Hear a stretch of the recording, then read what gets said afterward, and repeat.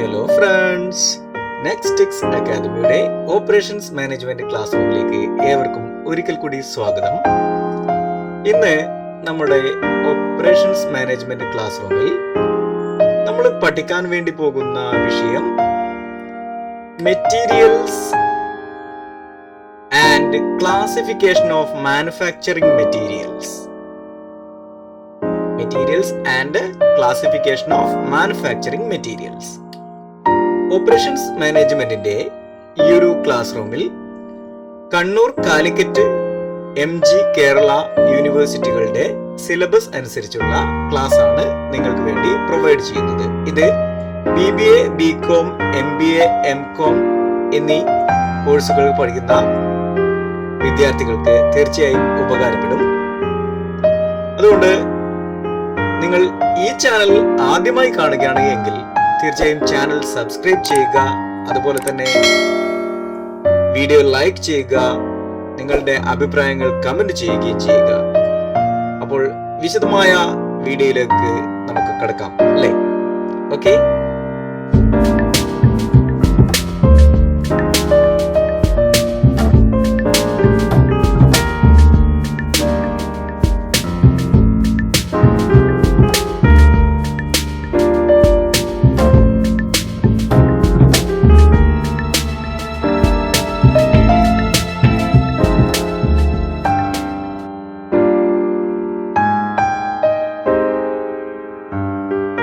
Material definition. മെറ്റീരിയലിന്റെ definition ആണ് നമ്മൾ ആദ്യമായി പഠിക്കാൻ വേണ്ടി പോകുന്നത്. The elements, constituents or substances of which something is composed or can be made. The elements, constituents or substances of which something is composed or can be made. അതായത് elements അല്ലെങ്കിൽ constituents, അതായത് നമ്മൾ കോൺസ്റ്റിറ്റ്യൂട്ട് ചെയ്യുന്ന, രൂപീകരിക്കാൻ വേണ്ടി ഉപയോഗിക്കുന്ന വസ്തുക്കൾ അല്ലെങ്കിൽ വസ്തുതകൾ അല്ലെങ്കിൽ പദാർത്ഥങ്ങൾ, സബ്സ്റ്റാൻസസ്. അങ്ങനെ എന്തെങ്കിലും ഒന്ന് ക്രിയേറ്റ് ചെയ്യാൻ വേണ്ടി ഉപയോഗിക്കുന്ന എലമെന്റ്സോ അല്ലെങ്കിൽ പദാർത്ഥങ്ങളെയോ അതിന്റെ ഒരു ടോട്ടാലിറ്റി, അതിനെയാണ് നമ്മൾ ഓൾ ടുഗദർ പറയുന്നത് മെറ്റീരിയൽ എന്ന ഒരു നെയിം ഉപയോഗിച്ചുകൊണ്ട്. ഓക്കെ. അതായത് എന്തെങ്കിലും ഒന്നും ഉണ്ടാക്കാൻ വേണ്ടി നമ്മൾ ഉപയോഗിക്കുന്നതിനെ എല്ലാം നമ്മൾ മെറ്റീരിയൽ എന്ന് പറയും. അതിന്റെ മെറ്റീരിയൽ ആണ് ഇത് എന്ന് പറയും. ഓക്കെ. അപ്പോൾ മറ്റൊരു ഡെഫിനിഷൻ നമുക്ക് നോക്കാം. Ballot defines materials as the physical materials that are purchased and used to produce the final product. അദ്ദേഹം പറയുന്നത് the physical materials that are purchased and used to produce the final product. Final product ഉണ്ടാക്കാൻ വേണ്ടി നമ്മൾ ഉപയോഗിക്കുന്ന physical മെറ്റീരിയൽസിനെയാണ്. അത് purchase ചെയ്യുന്നതാവാം, അതുപോലെ തന്നെ നമുക്ക് ക്രിയേറ്റ് എടുക്കുന്നതും ആവാം. നോർമലി നമ്മൾ പർച്ചേസ് ചെയ്യുകയാണ് ചെയ്യുക റോ മെറ്റീരിയൽസ്. ഓക്കെ. ഇതിപ്പോ നമ്മൾ നോർമലായിട്ട് ഉപയോഗിക്കുന്ന ഒരു ടേമാണ് മെറ്റീരിയൽ എന്നത്. കാരണം നമ്മൾ ഉദാഹരണത്തിന് നമ്മളൊരു ഡ്രസ്സ് എടുക്കാൻ വേണ്ടി പോകുന്നു. എല്ലായ്പ്പോഴും നമ്മൾ റെഡിമെയ്ഡ് ഡ്രസ്സ് ആയിരിക്കില്ല എടുക്കുക. ആ ഡ്രസ്സ് ക്രിയേറ്റ് ചെയ്യുന്നതിന് വേണ്ടിയുള്ള മെറ്റീരിയൽ നമ്മൾ എടുക്കും. നമുക്ക് ഇഷ്ടപ്പെട്ട ടൈപ്പ് ഓഫ് ആ ഒരു മെറ്റീരിയൽ, അത് ഇഷ്ടപ്പെട്ട കളറിലുള്ള തുണിയാവാം, അല്ലെങ്കിൽ ഇഷ്ടപ്പെട്ട രീതിയിലുള്ള കോട്ടണോ അല്ലെങ്കിൽ സിൽക്കോ, അത്തരത്തിലുള്ള വെറൈറ്റി ആയിട്ടുള്ള മെറ്റീരിയൽ എന്നാണ് നമ്മൾ എപ്പോഴും ഉപയോഗിക്കുന്നത് അല്ലേ, മെറ്റീരിയൽ. അപ്പോൾ അതെന്താണ്, ഒരു ഫിനിഷ്ഡ് പ്രൊഡക്റ്റ് ഉണ്ടാക്കുന്നതിന് വേണ്ടി, നമ്മൾ ഡ്രസ്സ് എന്ന ഫിനിഷ്ഡ് പ്രൊഡക്റ്റ് ഉണ്ടാക്കുന്നതിന് വേണ്ടിയിട്ട് നമ്മൾ ഉപയോഗിക്കുന്ന മെറ്റീരിയൽ ആണ്. അപ്പോൾ അത് നമ്മൾ ടൈലർ അടുത്ത് കൊണ്ടുപോയി കൊടുത്തു, അതിനുശേഷം അത് ഫിനിഷ്ഡ് പ്രൊഡക്റ്റ് ആക്കിയിട്ട് അവർ നമുക്ക് തിരിച്ചു തരുന്നു അല്ലേ. അത് തന്നെ അതാണ്, അല്ലെങ്കിൽ അതുപോലെ തന്നെയാണ് ഇവിടെയും മെറ്റീരിയൽ എന്ന ടേം കൊണ്ട് ഉദ്ദേശിക്കുന്നത്. ഓക്കെ. ദെൻ ഈ മെറ്റീരിയൽ അല്ലെങ്കിൽ മാനുഫാക്ചറിങ് മെറ്റീരിയലിന്റെ ക്ലാസിഫിക്കേഷൻ ആണ് അടുത്തതായിട്ട് നമ്മൾ പഠിക്കാൻ വേണ്ടി പോകുന്നത്. Classification of manufacturing materials. ഇത് എത്ര തരത്തിലുണ്ട്, മാനുഫാക്ചറിങ് മെറ്റീരിയൽസിനെ നമുക്ക് എത്ര രീതിയിൽ ക്ലാസിഫൈ ചെയ്യാം എന്നുള്ളതാണ് നമ്മൾ പഠിക്കുന്നത്. അതിൻ്റെ കാര്യങ്ങൾ ഞാൻ ആദ്യം പറയും. അപ്പൊ നിങ്ങൾ പറയണം എന്ത്, അതിന്റെ പേരെന്താണ് എന്ന്. അപ്പൊ എല്ലാവരും റെഡിയല്ലേ? റെഡിയാണ്.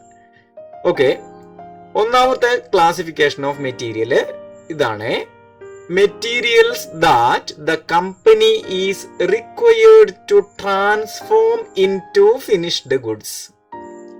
നോക്കുക, material that the company is required to transform. Company എന്ത് ചെയ്യണം? ട്രാൻസ്ഫോം ചെയ്യണം. എന്തായിട്ട്? ഫിനിഷ്ഡ് ഗുഡ്സ് ആയിട്ട്. ഫിനിഷ്ഡ് ഗുഡ്സ് ആയിട്ട് ട്രാൻസ്ഫോം ചെയ്യാൻ വേണ്ടി ആവശ്യമായ മെറ്റീരിയൽ, അതായത് ഫിനിഷ്ഡ് ഗുഡ്സ് ആവുന്നതിന് മുമ്പേ ഉള്ള മെറ്റീരിയൽ ആണ് അതിന് വേണ്ടി ആവശ്യമുള്ളത്. അതെന്തായിരിക്കും പറയാ? ആലോചിച്ചു നോക്കൂ. അതെ, അത് തന്നെ. എന്താ? Raw material. റോ മെറ്റീരിയൽസിനെയാണ് നമ്മൾ പ്രോസസ് ചെയ്തിട്ട് എന്താക്കി മാറ്റുന്നത്? ഫിനിഷ്ഡ് ഗുഡ്സ് ആക്കി മാറ്റുന്നത്, അല്ലെ? ഓക്കെ, ഇനി രണ്ടാമത്തെ ടൈപ്പ് ഓഫ് മാനുഫാക്ചറിങ് മെറ്റീരിയൽ ഏതാണെന്ന് നോക്കാം. These are output of the organisations.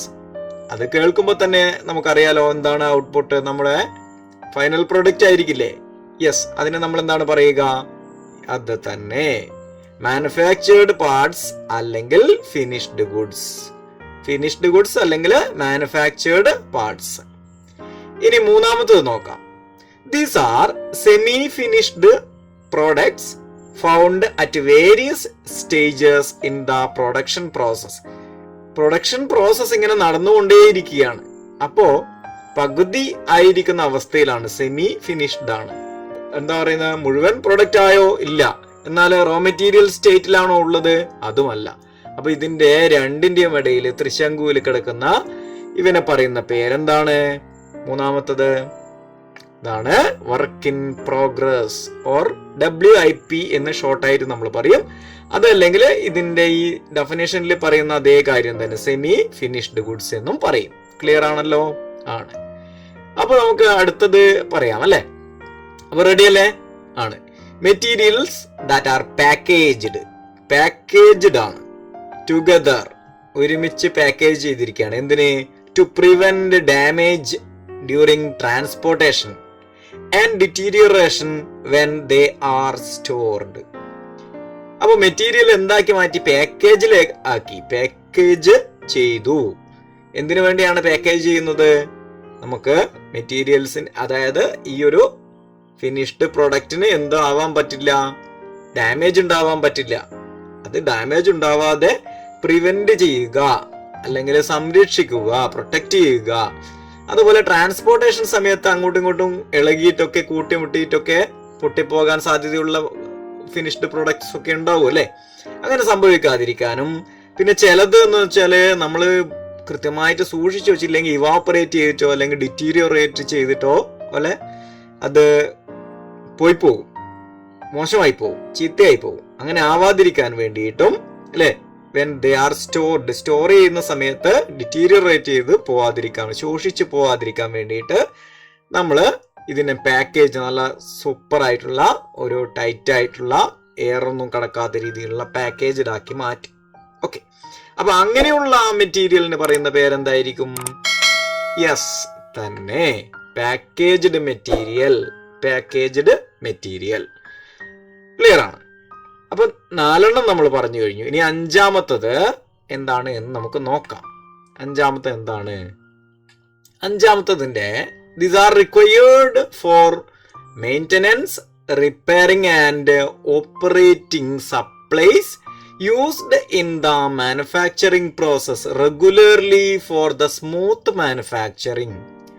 Smooth മാനുഫാക്ചറിങ്ങിന് ഇത് അത്യാവശ്യമാണ്, റെഗുലർ ആയിട്ട് ഉപയോഗിക്കുന്നതാണ്. അപ്പോൾ these are required for maintenance, repairing and operating. ഒരു ക്ലൂ ഇതിൻ്റെ അകത്ത് കിടക്കുന്നുണ്ട്, അല്ലേ? Maintenance, repairing and operating. അപ്പോഴെന്താണ്? MRO എന്നത് ഇവിടെ റെഡ് കളറിലാണ് കാണുന്നത്. അപ്പോൾ ഈ ഒരു മെറ്റീരിയലിന് പറയുന്ന പേരെന്തായിരിക്കും? MRO supplies. MRO സപ്ലൈസ് അല്ലെങ്കിൽ maintenance, repair and operations. Okay, അപ്പോൾ maintenance, repair and operations, MRO. മറക്കില്ലല്ലോ? ഇല്ല. അപ്പോൾ ഇതെന്താണ് ഈ MRO സപ്ലൈസ് എന്ന് പറഞ്ഞാൽ? അങ്ങനെ ഒരു കേൾക്കുമ്പോൾ നമുക്കൊരു കൺഫ്യൂഷൻ ഉണ്ടാവും അല്ലേ? അത് ക്ലിയർ ആക്കി തരാം. Supplies consumed in the production process but which do not either become part of the end product or are not central to the firm's output. MRO items include consumables, പിന്നെ എന്താണ്, industrial equipment, പിന്നെ എന്താണ്, plant upkeep supplies, പിന്നെ എന്താണുള്ളത്, computers, fixtures, furniture. Furnitures എന്ന് പറയാൻ പാടില്ല കേട്ടോ. ഫർണിച്ചറിന്റെ കൂടെ എസ് ചേർത്ത് പറയാൻ പാടില്ല. ഫർണിച്ചർ എന്ന് പറഞ്ഞാൽ തന്നെ എന്താണ്, ഒരു കൂട്ടമായിട്ടുള്ള നമ്മുടെ ഈ തരത്തിലുള്ള ഉപകരണങ്ങൾ, അതിനെയാണ് നമ്മൾ ഫർണിച്ചർ എന്ന് പറയുക. നമ്മൾ എന്താ പറയുക, ചെയേഴ്സും ടേബിളും ഇതൊക്കെ ഉള്ള അത്തരത്തിലുള്ള ഐറ്റത്തിനെ നമ്മൾ ഫർണിച്ചർ എന്നാണ് പറയുക. ഓക്കെ, അതിന്റെ കൂടെ ഒന്ന് ആഡ് ചെയ്തു എന്നേ ഉള്ളൂ. അപ്പോൾ നമ്മൾ പറഞ്ഞ MRO അല്ലേ, MROയുടെ കാര്യത്തില് എന്തൊക്കെയാണ് ഉൾപ്പെടുന്നതെന്ന് പറഞ്ഞാൽ items include consumables, industrial equipment, plant upkeep supplies, computers, fixtures and furniture. ഇതുപോലുള്ള ഐറ്റംസ് ആണ് ഈ MROന്റെ അകത്ത് ഉൾപ്പെടുത്തിയിരിക്കുന്നത്. അതിന്റെ ഡെഫിനിഷൻ കൃത്യമായിട്ടൊന്ന് നോക്കുക ഒന്നുകൂടി. Supplies consumed in the production process. Production പ്രോസസ്സിൽ ഇതിനെ നമ്മൾ ഉൾപ്പെടുത്തും. But which do not either become part of the end product. End പ്രൊഡക്റ്റിന്റെ അകത്ത് ഇതിനെ കാണാൻ ഉണ്ടാവില്ല. Or are not central to the firm's output. ആ ഔട്ട്പുട്ട്, ഫേമിന്റെ ഔട്ട്പുട്ടിന്റെ സെൻട്രൽ പാർട്ട് ഈ മെറ്റീരിയല് ഉൾപ്പെടുന്നില്ല, അത് ഉൾക്കൊള്ളുന്നില്ല.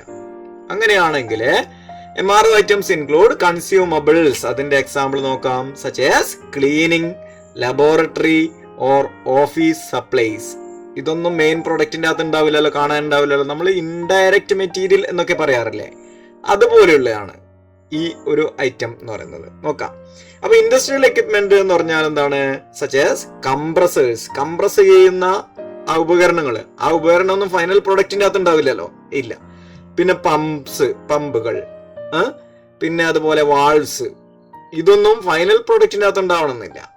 ഓക്കെ, അപ്പൊ അതുപോലെ, എന്നാൽ അതില്ലാതെ പറ്റുമോ? അതും പറ്റില്ല. Plant upkeep supplies such as gaskets, lubricants, repair tools and computers, fixtures, furniture നമ്മൾ ഓൾറെഡി പറഞ്ഞു കഴിഞ്ഞു. അപ്പോൾ ഇത്രയും ഐറ്റംസ് ആണ് normally MRO, maintenance, repair and operations ഐറ്റത്തില് അല്ലെങ്കിൽ സപ്ലൈസില് വരുന്നത്. അതിൻ്റെ ഒരു example soap, lubricating oil, grease, plastic and rubber parts, screw drivers, nuts. ഇതൊക്കെയാണ് എന്ത് പറയുന്നത്, ഈ MRO സപ്ലൈസിന്റെ എക്സാമ്പിൾ ആയിട്ട് പറയുന്നത്. ഓക്കെ, ക്ലിയർ ആണല്ലോ ഇത്.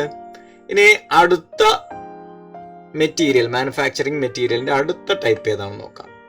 Materials that are partly fabricated. Partly fabricated ആണ്, കൃത്രിമമായിട്ട് ഉണ്ടാക്കിയത് പോലെ അല്ലെ, പാർട്ട്ലി, ഭാഗികമായിട്ട്. And that should be handled individually. അത് എന്താണ്, ഇൻഡിവിജ്വലി ആണ് ഹാൻഡിൽ ചെയ്യുന്നത്, കൈകാര്യം ചെയ്യുന്നത്. ഓക്കെ, അപ്പൊ അങ്ങനെയുള്ള അത് ലൂസായിട്ട് നമ്മൾ ഉപയോഗിക്കുന്ന അത്തരത്തിലുള്ള ആ ഒരു മാനുഫാക്ചറിങ് മെറ്റീരിയലിന് പറയുന്നതാണ് ലൂസ് മെറ്റീരിയൽസ്. Loose materials. ഇപ്പൊ ക്ലിയർ ആയല്ലോ. അപ്പൊ നമ്മൾ 6 ക്ലാസിഫിക്കേഷൻ ആണ് പഠിച്ചത്. അതിന്റെ എക്സാമ്പിൾ നോക്കാം. നമ്മൾ ആദ്യം പറഞ്ഞതിന്റെ എക്സാമ്പിൾ കാണുമ്പോൾ തന്നെ നമുക്ക് എളുപ്പത്തിൽ മനസ്സിലാവും. എന്താണ് റോ മെറ്റീരിയൽ? ഇതാണ് നമ്മൾ ഡ്രസ്സിന്റെ കാര്യം പറഞ്ഞേ, ഷർട്ട്. ഇപ്പൊ ഷർട്ടിന്റെ റോ മെറ്റീരിയൽ എന്താണ്? പീസാണ് അല്ലെ. അപ്പോൾ നമ്മുടെ ഈ ഒരു കട്ട് പീസ്, അതിനുശേഷം അതെന്തായും ഓരോന്നായിട്ട് നമ്മൾ ടൈലർ എന്താ ചെയ്യുക, ഇതൊക്കെ കട്ട് ചെയ്ത് നമ്മൾ ഷർട്ടിൻ്റെ ഫോമിലേക്ക് മാറ്റാൻ വേണ്ടുന്ന പാർട്സ് ഒക്കെ ആയി മാറ്റും. ആ സമയത്ത് ആ സ്റ്റേജിൽ അതിന് പറയുക വർക്ക് ഇൻ പ്രോഗ്രസ് എന്നാണ് അല്ലേ. ഇനിയോ ഫിനിഷ്ഡ് പ്രൊഡക്റ്റ് ആവുന്ന സമയത്ത്, ഫിനിഷ്ഡ് ഗുഡ്സ് ആവുന്ന സമയത്ത് ഈ ഒരു പൊസിഷനിലായിരിക്കും അതിന് കാണാൻ നമുക്ക് പറ്റുക. അതുപോലെ തന്നെ ഇപ്പോൾ ഉദാഹരണത്തിന് ഫർണിച്ചർ ഉണ്ടാക്കാൻ വേണ്ടിയിട്ടാണ് ഒരു ചെയർ അല്ലെങ്കിൽ ചെയേഴ്സ് ഉണ്ടാക്കുന്നതിന് വേണ്ടി അത് വുഡ് ഒക്കെ കട്ട് ചെയ്തിട്ട് ഇട്ടതായിരിക്കും അതിൻ്റെ റോ മെറ്റീരിയൽ. പിന്നീട് ഫൈനൽ പ്രൊഡക്റ്റ് ആവുന്നതിന് തൊട്ട് മുമ്പുള്ള ഒരു work in progress stage WIP സ്റ്റേജിൽ ഇങ്ങനെയായിരിക്കും ഉണ്ടായിരിക്കുക. കാരണം അതിന്റെ ഫിനിഷ്ഡ് പ്രൊഡക്റ്റ് ആയി മാറിയില്ല, പെയിന്റിങ്ങും കാര്യങ്ങളും ഒക്കെ ബാക്കിയുണ്ട് അല്ലേ. അപ്പൊ അതെല്ലാം കഴിഞ്ഞതിന് ശേഷം ഫൈനൽ പ്രൊഡക്റ്റ് ആയി ഫിനിഷ്ഡ് പ്രൊഡക്റ്റ് ആയി സ്റ്റേജിൽ ഇങ്ങനെയുണ്ടാവും. അപ്പൊ material, work in progress, finished product. Clear? അപ്പൊ നമുക്ക് ഇതിനെ ഇപ്പോ എന്താണ് പഠിച്ചത് ഒന്നുകൂടി ജസ്റ്റ് ഓർമ്മിച്ച് നോക്കാം അല്ലേ. ഒന്ന് കൂടി നമ്മളൊന്ന് ഓർമ്മിച്ച് നോക്കാം. Recap in nutshell. Raw materials, പിന്നെ എന്താ പഠിച്ചത് നിങ്ങളൊന്ന് പറഞ്ഞു നോക്കിയേ. രണ്ടാമത്തെ എന്താണ്? മാനുഫാക്ചേർഡ് പാർട്സ് അല്ലെങ്കിൽ finished goods. 3 work in progress അല്ലെങ്കിൽ WIP അല്ലെങ്കിൽ സെമി ഫിനിഷ്ഡ് ഗുഡ്സ്. 4 എന്താണ്? പാക്കേജ്ഡ് മെറ്റീരിയൽസ്, ഫിനിഷ്ഡ് ആയിട്ട് പിന്നെ പാക്കേജ്ഡ് ആക്കി അല്ലേ. പിന്നെ 5 MRO supplies, maintenance, repair and operations. 6ാമത്തെ എന്താണ്? Loose materials. ഇപ്പൊ ക്ലിയർ ആയല്ലോ, നമ്മൾ എല്ലാം കൃത്യമായ രീതിയിൽ തന്നെ ഓർത്തിട്ടുണ്ട്.